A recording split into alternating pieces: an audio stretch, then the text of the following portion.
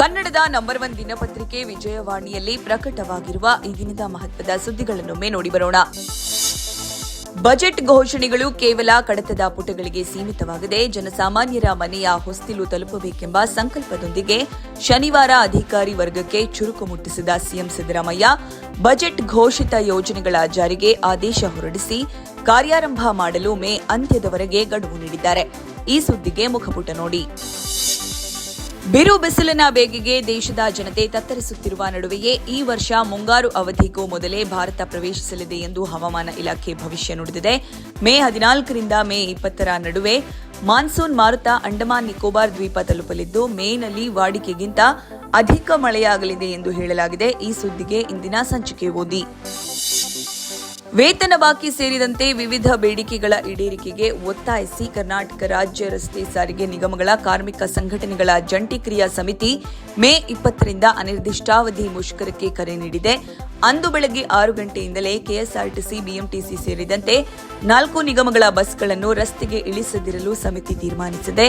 ಇದರಿಂದಾಗಿ ಮೇ 20ರಿಂದ ರಾಜ್ಯಾದ್ಯಂತ ಬಸ್ ಸಂಚಾರ ಬಂದ್ ಆಗುವ ಸಾಧ್ಯತೆ ಇದೆ. ಈ ಸುದ್ದಿಗೆ ಸಮಸ್ತ ಕರ್ನಾಟಕ ಪುಟ ನೋಡಿ. ಇರಾನ್ನ ಹೊಸ ಶಾಂತಿ ಪ್ರಸ್ತಾವನೆಯನ್ನ ಅಮೆರಿಕ ತಿರಸ್ಕರಿಸಿದ ಬೆನ್ನಲ್ಲೇ ಕೊಲ್ಲಿಯಲ್ಲಿ ಮತ್ತೆ ಯುದ್ಧ ಭೀತಿ ಶುರುವಾಗಿದೆ. ಕದನ ವಿರಾಮದ ಒಪ್ಪಂದ ಗೌರವಿಸಲು ಅಮೆರಿಕ ವಿಫಲವಾಗಿದ್ದು ಇರಾನ್ ಪಡೆಗಳು ಸಂಪೂರ್ಣವಾಗಿ ಯುದ್ಧ ಸನ್ನದ್ಧ ಸ್ಥಿತಿಯಲ್ಲಿದೆ ಎಂದು ಇರಾನ್ ಸೇನೆಯ ಪ್ರಧಾನ ಕಚೇರಿಯ ಉಪಮುಖ್ಯಸ್ಥ ಮೊಹಮ್ಮದ್ ಜಾರ್ ಅಸಾದಿ ಎಚ್ಚರಿಸಿದ್ದಾರೆ. ಮತ್ತೊಂದೆಡೆ ಕದನ ವಿರಾಮದ ನಡುವೆಯೂ ಇಸ್ರೇಲ್ ಲೆಬನಾನ್ ಮೇಲೆ ನಡೆಸಿದ ವೈಮಾನಿಕ ದಾಳಿಯಲ್ಲಿ 7 ಜನರು ಮೃತಪಟ್ಟಿದ್ದಾರೆ. ಈ ಸುದ್ದಿಗೆ ದೇಶ ವಿದೇಶ ಪುಟ ನೋಡಿ. ಧಾರವಾಡ ಜಿಲ್ಲಾ ಪಂಚಾಯತ್ ಸದಸ್ಯ ಯೋಗೇಶ್ ಗೌಡ ಕೊಲೆ ಪ್ರಕರಣದಲ್ಲಿ ಜೀವಾವಧಿ ಶಿಕ್ಷೆಗೆ ಗುರಿಯಾದ ಬೆನ್ನಲ್ಲೇ ವಿನಯ್ ಕುಲಕರ್ಣಿ ಶಾಸಕ ಸ್ಥಾನ ಕಳೆದುಕೊಂಡಿದ್ದಾರೆ. ವಿನಯ್ ಅವರ ಶಾಸಕತ್ವ ರದ್ದುಗೊಳಿಸಿ ವಿಧಾನಸಭಾ ಸಚಿವಾಲಯದ ಕಾರ್ಯದರ್ಶಿ ಎಂಕೆ ವಿಶಾಲಾಕ್ಷಿ ಆದೇಶ ಹೊರಡಿಸಿದ್ದಾರೆ. ಜನಪ್ರತಿನಿಧಿ ಕಾಯ್ದೆ 1951ರ ಸೆಕ್ಷನ್ 8ರ ಪ್ರಕಾರ ಯಾವುದೇ ಜನಪ್ರತಿನಿಧಿ 2 ವರ್ಷ ಅಥವಾ ಅದಕ್ಕಿಂತ ಹೆಚ್ಚಿನ ಅವಧಿಗೆ ಜೈಲು ಶಿಕ್ಷೆಗೆ ಗುರಿಯಾದಲ್ಲಿ ಅಂಥವರು ಶಾಸಕ ಸ್ಥಾನ ಕಳೆದುಕೊಳ್ತಾರೆ. ಈ ಸುದ್ದಿಗೆ ಸಮಸ್ತ ಕರ್ನಾಟಕ ಪುಟ ನೋಡಿ. ಪ್ರಕೃತಿ ವಿಕೋಪ ಮತ್ತು ತುರ್ತು ಸಂದರ್ಭಗಳಲ್ಲಿ ನಾಗರಿಕರ ಸುರಕ್ಷತೆಯನ್ನು ಖಚಿತಪಡಿಸುವ ಉದ್ದೇಶದಿಂದ ಕೇಂದ್ರ ಸರ್ಕಾರ ರೂಪಿಸಿರುವ cell broadcast alert emergency siren ಶನಿವಾರ ದೇಶಾದ್ಯಂತ ಮೊಳಗಿತು. ಮಧ್ಯಾಹ್ನ 12 ಗಂಟೆಗೆ ದೇಶಾದ್ಯಂತ ಎಲ್ಲ ಮೊಬೈಲ್ ಫೋನ್ಗಳಲ್ಲಿ ಸೈರನ್ ಧ್ವನಿ ಜೊತೆಯಲ್ಲೇ ಎಚ್ಚರಿಕೆಯ ಸಂದೇಶ ಪ್ರತಿಧ್ವನಿಸಿತು. ಬಳಿಕ ಸ್ವದೇಶಿ ತಂತ್ರಜ್ಞಾನ ಆಧಾರಿತ ತುರ್ತು ಎಚ್ಚರಿಕೆ ವ್ಯವಸ್ಥೆ ಪರೀಕ್ಷೆ ಎಲ್ಲೆಡೆ ಯಶಸ್ವಿಯಾಗಿ ನೆರವೇರಿದೆ ಎಂದು ಅಧಿಕಾರಿಗಳು ಪ್ರಕಟಿಸಿದರು. ಈ ಸುದ್ದಿಗೆ ದೇಶ ವಿದೇಶ ಪುಟ ನೋಡಿ. ಯುದ್ಧ 3 ರಾಷ್ಟ್ರಗಳ ನಡುವೆ ನಡೆಯುತ್ತಿದ್ದರೂ ಇದರಿಂದ ಬೆಲೆ ಏರಿಕೆಯ ಸಂಕಷ್ಟ ಜಗತ್ತಿನ ಬಹುತೇಕ ದೇಶಗಳಿಗೆ ತಟ್ಟಿದೆ. ಭಾರತದ ಮಟ್ಟಿಗಂತೂ ಇದು ಭಾರಿ ಸಮಸ್ಯೆಯಾಗಿ ಪರಿಣಮಿಸಿದ್ದು ಬಡ ಹಾಗೂ ಮಧ್ಯಮ ವರ್ಗದವರ ಬದುಕು ಸಂಕಷ್ಟಕ್ಕೆ ಸಿಲುಕಿದೆ. ಎಲ್ಪಿಜಿ, ಆಹಾರ ಧಾನ್ಯ, ತರಕಾರಿ, ತಿಂಡಿ ತಿನಿಸು ಮಾತ್ರವಲ್ಲ, ಚಹಾ, ಕಾಫಿಯ ಬೆಲೆಯಲ್ಲೂ ಭರ್ಜರಿ ಏರಿಕೆಯಾಗಿದೆ. ಕೊರೋನಾ ಸಾಂಕ್ರಾಮಿಕ ಹೊತ್ತಲ್ಲೇ ಇದೇ ಬಗೆಯ ಸಂಕಷ್ಟ ಉದ್ಭವಿಸಿತ್ತು. ಈ ಸವಾಲನ್ನು ಯಶಸ್ವಿಯಾಗಿ ಎದುರಿಸಿದ್ದ ಭಾರತೀಯ ಆರ್ಥಿಕತೆ ಈ ಬಾರಿ ಬೆಲೆ ಏರಿಕೆಯನ್ನ ತಡೆಯಲ್ಲಿ ಸವಾಲಾಗುವುದೇ ನೋಡಬೇಕಿದೆ. ಯುದ್ಧ ಮುಂಚಿನ ಮತ್ತು ಈಗಿನ ಸ್ಥಿತಿ ಬಗ್ಗೆ ತುಂಬಾ ವ್ಯತ್ಯಾಸವಿದ್ದು ಬೆಲೆ ಏರಿಕೆಯ ವೇಗ ನಿಜಕ್ಕೂ ಗಾಬರಿಗೊಳಿಸದೆ ಈ ಸಮಸ್ಯೆಯಿಂದ ಹೇಗೆ ಹೊರಬರಬಹುದು, ಯುದ್ಧ ಇನ್ನು ಮುಂದುವರಿದ್ರೆ ಹೇಗೆ, ಈ ಎಲ್ಲ ಸಂಗತಿಗಳ ಅವಲೋಕನಕ್ಕೆ ಚಿಂತನ ಪುಟ ನೋಡಿ.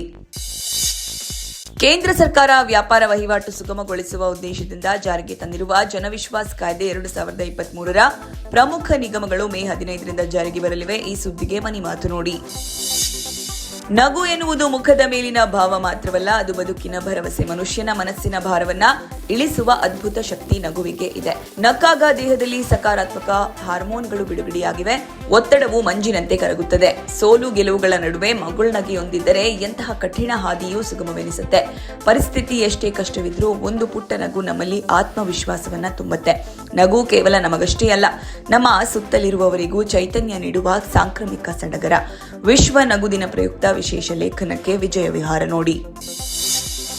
ರಾಷ್ಟ್ರ ಪ್ರಶಸ್ತಿ ವಿಜೇತ ನಟಿ ಕೃತಿ ಸನನ್ ಸದ್ಯ ಬಾಲಿವುಡ್ನಲ್ಲಿ ಬ್ಯುಸಿಯಾಗಿದ್ದಾರೆ. ಇಂತಹ ಕೃತಿ ಮಹೇಶ್ ಬಾಬು ನಟನೆಯ ತೆಲುಗಿನ ನಂಬರ್ 1 ನೆನೊಕ್ಕಡೆನೆ ಚಿತ್ರದ ಮೂಲಕ ಬಣ್ಣದ ಬದುಕು ಆರಂಭಿಸಿದ್ರು. ಇದೀಗ 3 ವರ್ಷಗಳ ಬಳಿಕ ಕೃತಿ ಸನನ್ ಮತ್ತೆ ಟಾಲಿವುಡ್ನತ್ತ ಮುಖ ಮಾಡುತ್ತಿದ್ದಾರೆ. ನಟ ವಿಜಯ್ ದೇವರಕೊಂಡ ಹಾಗೂ ಹಾಯ್ ನಾನ್ನ ಖ್ಯಾತಿಯ ಶೌರ್ಯಂ ಕಾಂಬಿನೇಷನ್ ನಲ್ಲಿ ಇತ್ತೀಚೆಗೆ ಹೊಸ ಸಿನಿಮಾ ಘೋಷಣೆಯಾಗಿತ್ತು.